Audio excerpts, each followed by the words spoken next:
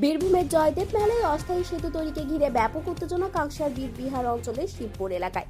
বীরভূমের সেচ দপ্তরের আধিকারিকদের গাড়ি আটকে রেখে তুমুল বিক্ষোভ স্থানীয়দের।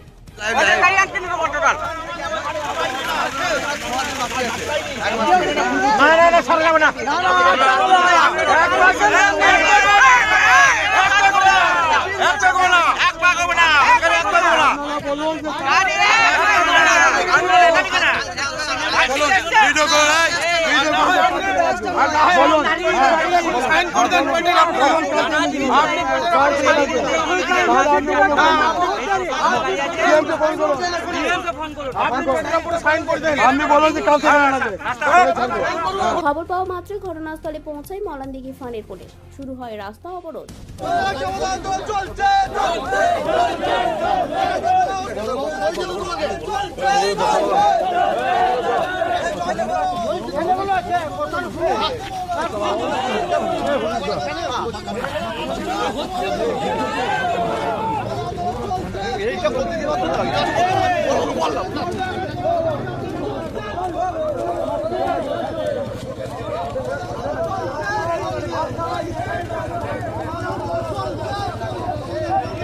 পুলিশ এসে পরিস্থিতি নিয়ন্ত্রণে আনলেও যতক্ষণ না পর্যন্ত পশ্চিম বর্ধমানের দিক থেকে বীরভূম যাওয়ার অস্থায়ী সেতু তৈরি না হচ্ছে ততক্ষণ আন্দোলন চালিয়ে যাওয়া হবে বলে হুঁশিয়ারি স্থানীয়দের।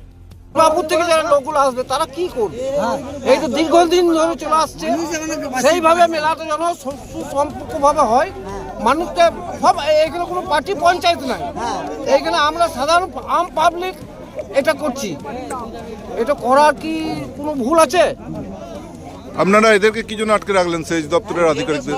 সেচ দপ্তর এরা কি দেখতে এসেছিল? আজকে কি দেখতে এসেছিল? কাজে বাধা দিয়েছে ওরা। আমাদের একটাই কাজ হচ্ছে ওদেরকে লিখিত পারমিশন আজকে দিয়ে বেরোতে হবে, না হলে ছাড়বেন না। সেচ দপ্তর থেকে গাড়ি এসেছিল, অফিসার দুটো গাড়ি এসছে আমাদের। তো ওনারা এখন এসে পড়ে বলছেন যে এই রাস্তা অনুমতি এখনো হয়নি, মেলেনি। আর মেলা তো 4 দিন বাকি আছে, এর মধ্যে বলছে টোটালি কাজ বন্ধ থাকবে, কাজ হবে না। এখন বলছে, এখন আমরা সেচ দপ্তরকে ধরলাম যে আপনি বলছেন হবে না, তাই আমাদেরকে 2 দিন আগে বলেছিলেন ড্রয়িং পাঠাতে, এসব বলেছিলেন, তখন আমরা পাঠিয়েছি। ড্রয়িং সব পাঠানো হয়ে গেছে। এখন বলছেন ড্রয়িং ভুল, কলকাতা যেতে হবে। কেন এসব কথা বলবে? এসব কথা কেন উঠবে? দিন কটা আছে আমাদের? তো বেশি দিন নেই, 3-4টা দিন আছে।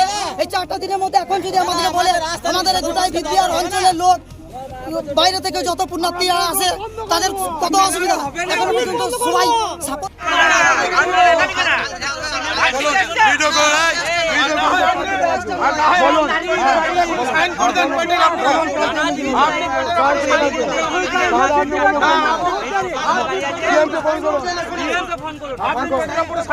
আপনি বলেন যে কালকে